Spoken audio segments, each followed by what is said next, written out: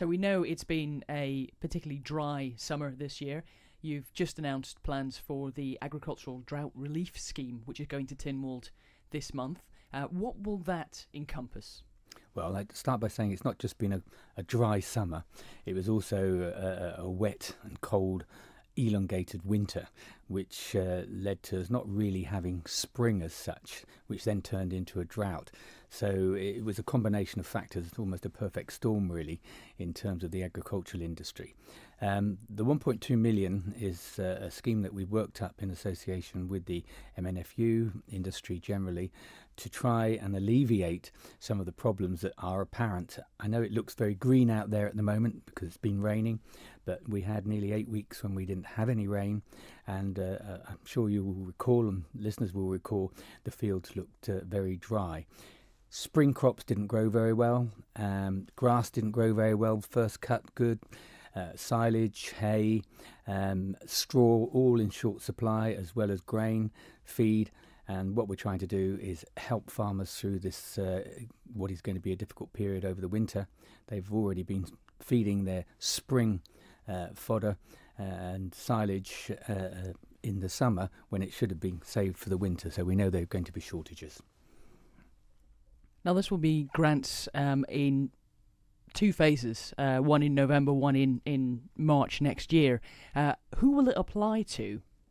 It'll apply to ADS, Agricultural Development Scheme, people, commercial farming, also other commercial farmers that aren't necessarily in the scheme.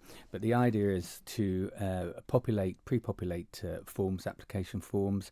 We have census information. We know what stock they were carrying in June of this year. One of the scheme's objectives is to ensure that people keep stock. They don't sell it all off island, and we end up with a hiatus of a lack of stock in perhaps 12 months' time. Meat plant comes to mind, and also that there is feed stuff. So it will go to commercial farmers and those that are not necessarily in the scheme but can prove that they are commercial farmers. And the two separate grants for those who keep cattle, pigs and hens to try and keep the explanatory memorandum says to try and keep flock and herd levels up. Is that to make sure that there is a farming industry going forward, or is that to sustain the meat plant to a degree?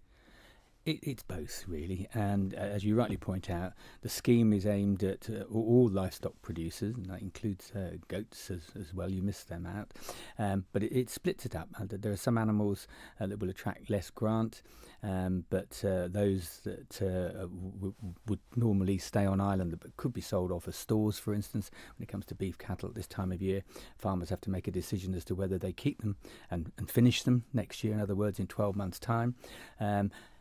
We're building the agricultural industry, and it's becoming artisanal, and a lot of our produce is well thought of and sought after. What we don't want is a situation in 12 months' time when we don't have any produce because a lot of animals have gone off island, and once they go off island, it takes a long time to rebuild that stocking rate. So it's essential, in my opinion and the department's opinion, that we try and help farmers over this hump, as it were. As you mentioned, the main problem is securing feed for the winter, because a lot of it, with the crops not growing, they haven't got it on island, and there's the same problem across the water. Therefore, there's a high demand and very high prices for what is available there. Is £1.2 million enough? It would be very nice in a perfect world to offer more, but we've calculated this as a substantial sum that will help farmers. There will have to be some self-help in terms of self-funding. We did advance the ADS half-yearly payment. We added 10% to that so that there was some cash flow there. Undoubtedly, there will be some farmers that are financially disadvantaged because of the situation, but we set a median, and we're trying to help everyone, and it's not just livestock farmers, it's grain farmers and producers of vegetables. And the key thing I think about the scheme is, with the two payments, split payment for most of it, is that we want to see what animals they have now and what they have in March or April next year, so that if they've kept the animals during the winter period and the scheme has been successful, then they will get a second payout, which will incentivise them to keep the animals on island, because one of the big fears was we make a payment and then they sell the animals anyway, and that would not be good news. Is there any evidence that animals have been sold already, that the island has lost stock? I'm not sure, really. We keep a count on animals that are put through the meat plant and exported.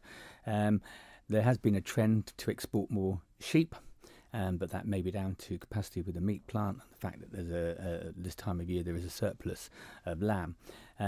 I would like to think, and I think there is a trend, that people are putting more animals through the meat plant, which is what we want to see. And I hope that trend is not going to reverse as a result of the conditions that we have at the moment. Now, there'll always be people who say that you already have an agricultural development scheme. Farmers get a subsidy, if you like, already. Other industries don't get that subsidy, don't get that support. So why pay more to farmers when it's a bit of a tough time? But a lot of sectors will go through a tough time but don't get support. Well, I think there's two aspects of that. First of all, the farming community is the environment guardian, as it were. Our countryside, the way it looks, is all part of the farming community, and they do that as a side effect of farming. But that costs money, and the just under 400 farmers we have on the island, really, the island is what it looks like because of the farmers. So there's an environmental benefit for people farming. But what most people don't really understand, and we've done quite a lot of research on this over the last couple of years, is that farming in general on the island, because of the scale and split nature of farms, is not very profitable. And when I say not very profitable, there's probably only about 20% of farms that actually make money from farming, other being diversified or someone working outside of the farming community. So they're on very small margins, and they are small businesses, not large businesses that can sustain large financial hits. So I think it's important that we try and rationalise the amount of money and where it's going. In terms of average farmers, it's not a lot of money generally. And I think it's a small price to pay for the environmental guardians, as well as keeping our food production and food security intact. Now, this isn't a blanket payment to farmers. How is it actually going to be calculated? How are you going to make sure the money goes where it's actually most needed in the right amounts? Well, one of the key issues for us when we were working the scheme up is that it goes to active farmers. We want people who are farming.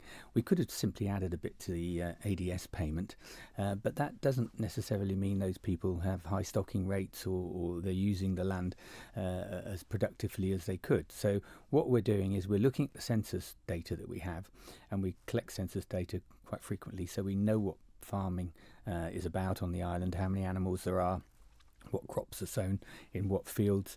So we've got that information, and we're using that information for the initial assessment. Obviously farmers will have to check that with a pre-populated form that they will get, and then in April, March next year, there will be a further census, and we will ask for details of animals kept over, and we will also look at the price of winter sown wheat and barley from last year to see whether they've been disadvantaged, because some of the winter crops performed a lot better than expected, whereas the spring sown crops didn't. So we're being very careful to make sure it's aimed specifically at active farmers, the section that we believe will be the ones that need the help.